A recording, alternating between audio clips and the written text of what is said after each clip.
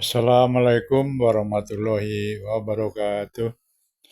Saudara-saudara sekalian, di dalam video berikut ini lagi-lagi Gus Fuad Pleret murka ya, melihat provokator-provokator seperti Rizik Syihab, Bahar Smith yang selalu memprovokasi untuk membenci pemerintah dan menghina pribumi. Sebetulnya rakyat Indonesia ya udah tahu mereka-mereka itu menginginkan negara Pancasila untuk dirubah menjadi negara khilafah. Nah, tapi mereka tuh rupanya muka tembok, nggak punya rasa malu, sudah numpang menghina-hina dan memprovokasi untuk membenci pemerintahannya. Untuk itu, ayo kita saksikan bersama, nggak usah lama-lama video berikut ini. Yang mau ganggu itu, yang mau merusak itu minggat dari sini. Titik. Saya setuju dengan si Pak Luhut itu. Minggat aja dari sini. Emang kita butuh? Kalian jadi benalu terus-menerus, nggak sadar, nggak mau berterima kasih, nggak tahu diri, rai gedek nek cara Jawa itu. Nggak tahu malu lagi. Rapat jalanan, revolusi, berontak, oh picak matamu, tembak dasmu sisan. Wah ini kuliah S2 sama Habib Rizik Syihab. Ya itu bukan kuliah, itu provokasi itu. Itu provokator itu namanya. Habib Rizik itu. Jadi memanfaatkan dalam tanda petik ketidaktahuan masyarakat untuk kepentingan-kepentingan politik yang jelas-jelas ini merusak tatanan, merusak bangsa dan negara. Nah ini kalau orang sudah ngajak berontak itu dari segi aturan hukum negara maupun hukum agama, ya itu sudah pengkhianat.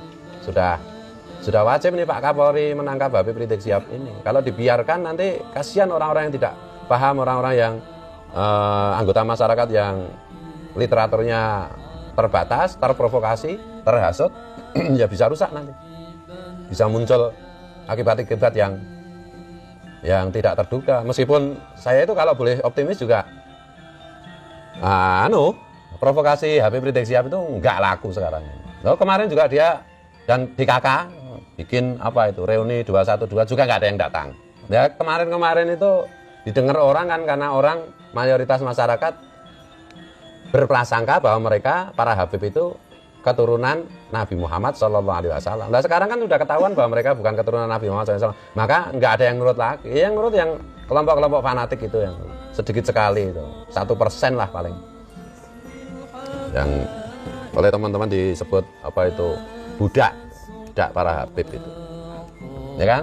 Siapa itu si Bahar Smith, anak buahnya Habib Al-Habib Bahar As-Sumait, ya toh? Yang tukang teriak-teriak itu juga provokasi macam-macam juga sudah nggak ada yang dengar. Ya, perang revolusi pedang kayak Bahar Smith itu, padahal dia sebenarnya ketakutan aja. Tes DNA aja nggak berani, kok mau perang gimana? Jadi ya perilaku para Habib ini menurut saya memang harus didisiplinkan oleh negara gitu.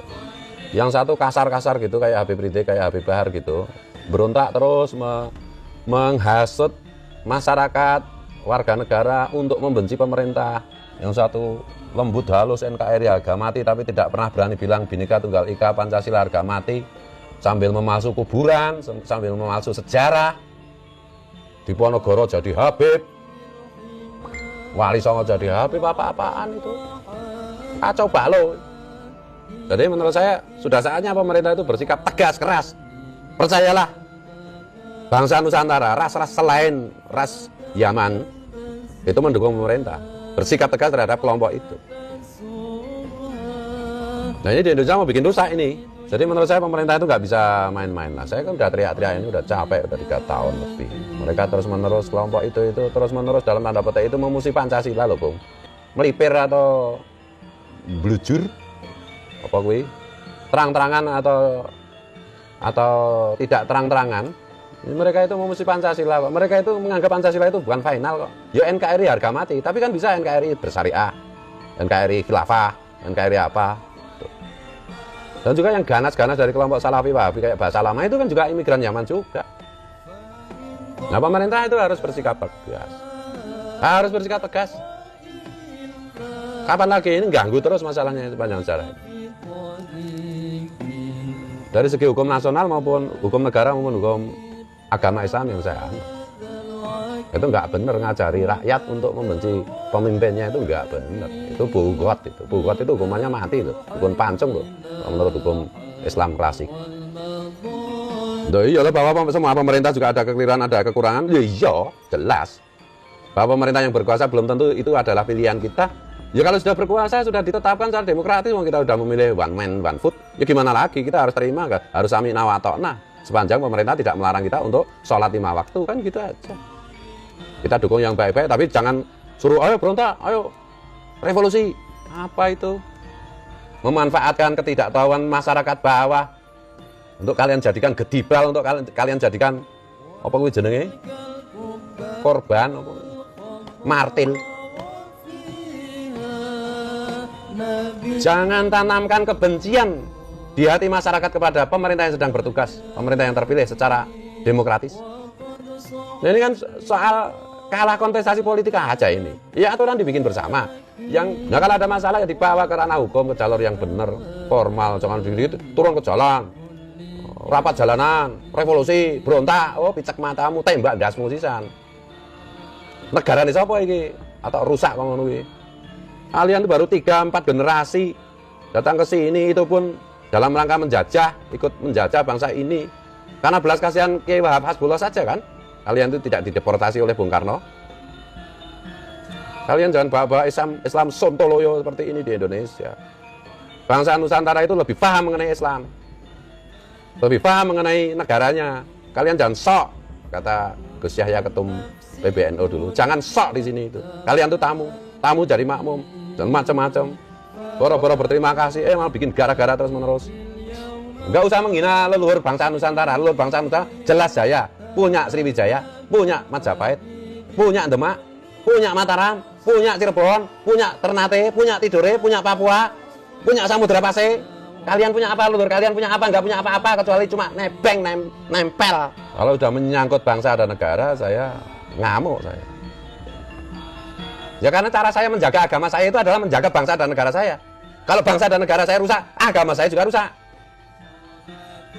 Gimana sih? Jangan sok merasa pahlawan. Mengajarkan budaya-budaya konyol, musik konyol. Apa itu majelis sholawat konyol seperti itu. Tak tudung tak tung bleng, tak tudung tak bung bluk. Ya goblok nih caranya kayak gitu. Itu musik yang bikin goblok kayak gitu.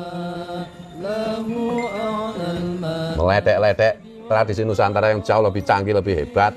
Loh, apa hebatnya? Tak tudung tak tung bleng. Itu alatnya musik itu ya, tinggal belah kambing, kulitnya diambil, di PP, kasih bulatan, taleni, gebuki, rampung. Coba bikin bikin kerawitan, apa bisa? Leluhur mereka enggak, leluhur kita, leluhur bangsa Nusantara bikin kerawitan. Ya, dari logam, Bung, bukan dari kulit. Ya, dari kulit juga kita bikin, kan ada selawatan juga ada. Tapi juga yang dari logam keren. Kita punya Erlangga, kita punya macam-macam. Lalu leluhur mereka itu upload grup gitu. Apa? Yuya, nasihatnya Firman. Di mana-mana nempel. Mencangkok, nasab dicangkokkan, politik cangkok, mengklaim berjasa, nggak ada jasanya sama sekali. Jadi tinggal tunggu aja Pak Kapolri sikap tegasnya. Negara mengambil sikap yang tegas, jelas. Nggak ada kompromi lagi. Dan yakinlah, 99% warga bangsa, putra-putri Nusantara, membela, mendukung tindakan-tindakan tegas, terukur dari pemerintah. Kalau sudah menyangkut harkat dan markat, harkat dan martabat bangsa dan negara ini, menyangkut Pancasila, Bhinneka Tunggal Ika, 99,9% putra-putri bangsa Nusantara berada di pihak pemerintah. Mau pilihan capresnya berbeda-beda, kalau sudah menyangkut ini, nggak ada tawaran lagi. 0,1% aja itu biangsat yang mau merusak negara ini, yang mau ganti Pancasila, yang mau menghapus Bhinneka Tunggal Ika, yang mau dirinya dan kelompoknya di atas kelompok yang lain, yang tidak mau kesetaraan. Cuma 0,1%. Udah disepakati sejak tahun 45 bahwa kita NKRI, Pancasila, Bhinneka Tunggal Ika, Undang-Undang Dasar 45, udah titik.